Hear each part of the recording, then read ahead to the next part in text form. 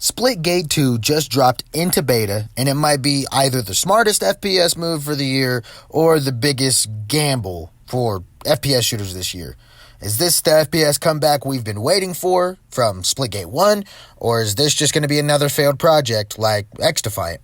In this video, we are going to be breaking down everything you need to know about Splitgate 2, how it compares to the first game, why the movement is crazy good, and what it has to do differently to be successful in thriving and surviving the game. Let's talk about it. First off, the game has came out in the beta stage. The game will not be shutting down. It's just out now. So when the full game comes out, you can still keep playing from beta until the full game. It won't end until the full release. This is good because it gives devs time to improve and build hype, get those balance changes that we need. But on the same side of things, it's risky because now the players can easily be burnt out before launch, or there's just not enough content in there. Now, there is other games who have had success with long betas, Multiverses, Halo Infinite, but in my personal opinion, with Splitgate, it's such a high skill-based game. If you understand the portals and you understand the gameplay, someone who's just picking up the game, you are going to absolutely destroy them. You're going to make them feel like they had no chance. And it's like, dude, how would you even put a portal there and then fly across the map and then use that portal to then get behind me? It's just so much to think about, and it's risky for all of the new players coming in because someone like me, who was insanely sweaty, I could play this game for 3 months before the full game comes out. And now I know every line of sight, every map, and anyone who just sees that the game just came out, they get matched up with me the first game, they're not going to want to play this game at all. Skill-based matchmaking does help, but I don't know to what extent it's going to help. We all know skill-based matchmaking has its ups and downs, but realistically, it should only be in ranked. It should not be in quick play. That's just what I'm saying, but let's continue to talk about Splitgate.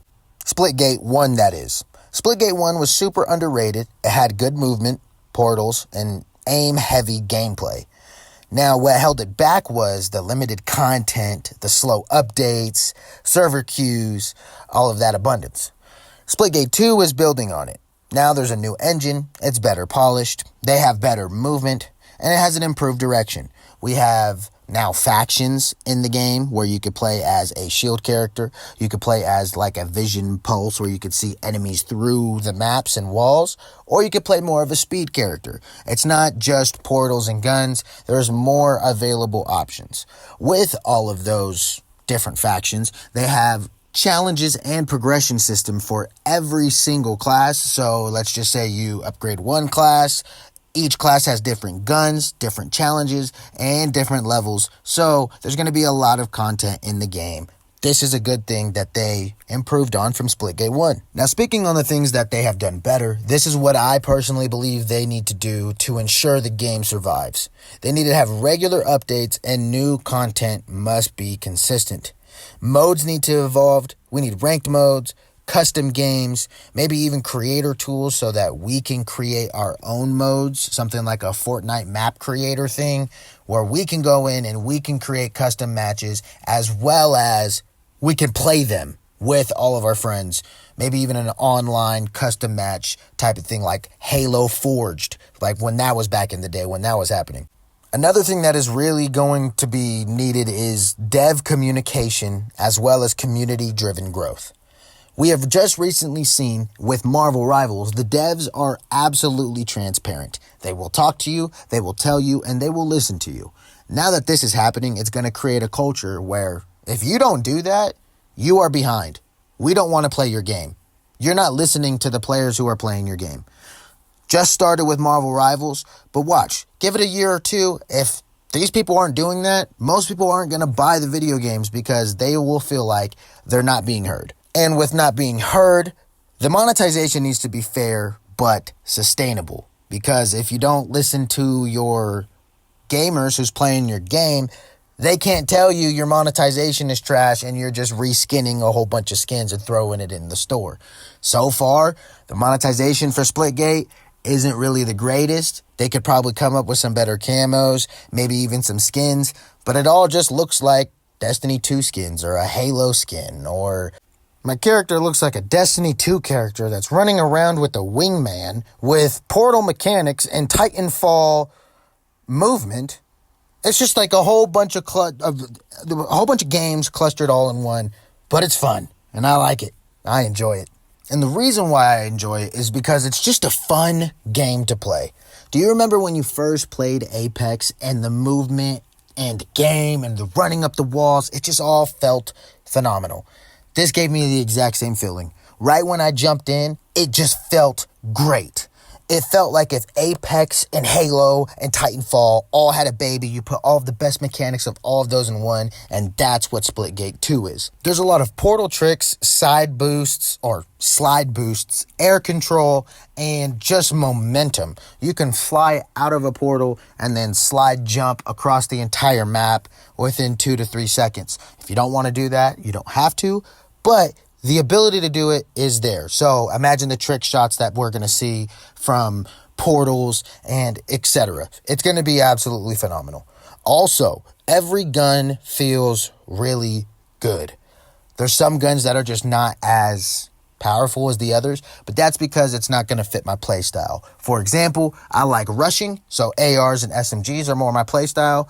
Maybe even a shotgun in close quarter maps.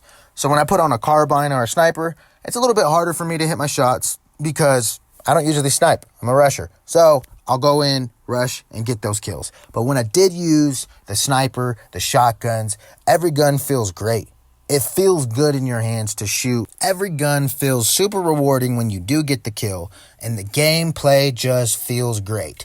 If you're playing the game and you just lose the game, you're not mad and crashing out. You're having fun with the game. Now, this also brings me to a point where it's like, okay, how long until this game isn't fun anymore? How long until the community ruins it? For example, right? I don't believe 2K, the NBA game, was killed by 2K. I believe it was killed by their community. Their community constantly is like, this is the worst game. You guys need to fix your game. But then spends $2,000 in VC every single year and then continually complains about it. So you're in this loop of the devs thinking, no matter what I put out, you're going to say it's fucking trash and still pay me $2,000 a year. So I'm not going to give a flying fuck about what I make, and you're still going to pay me $2,000 a year.